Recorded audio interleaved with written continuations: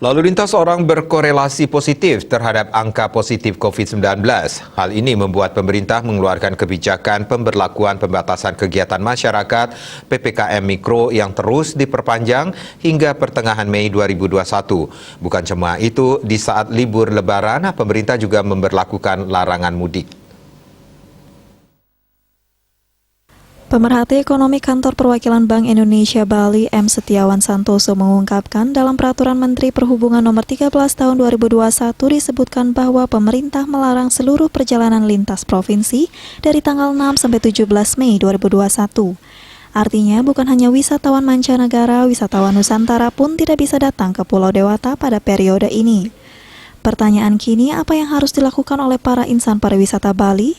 Ia yang juga sebagai Deputi Direktur Kantor Perwakilan BI Provinsi Bali ini mengatakan, bukan orang Bali namanya jika tidak berinovasi dan berkreasi.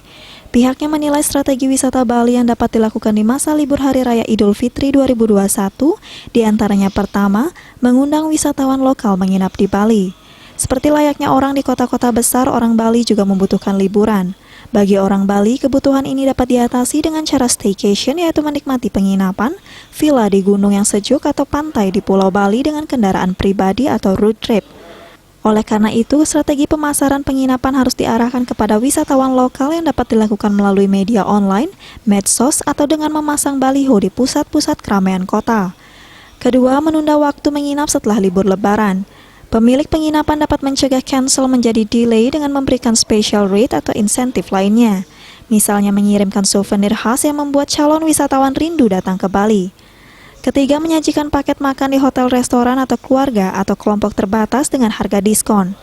Paket ini sebaiknya dipopulerkan kepada masyarakat sekitar dan dikemas dalam bentuk paket buka puasa, lebaran, atau event lainnya. Hotel dapat merubah komposisi pendapatan untuk sementara waktu dari semula berorientasi pada pendapatan kamar, kini menjadi orientasi pada restoran. Selanjutnya, keempat, menyediakan paket hampers, yaitu paket bingkisan yang disajikan secara unik dan cantik. Hotel, khususnya chain atau international hotel, memiliki peluang bagus karena memiliki brand yang menjadi nilai tambah paket tersebut. Paket hampers memiliki prospek cukup bagus karena dapat dikirimkan lintas provinsi. Dika Bisnis Bali melaporkan.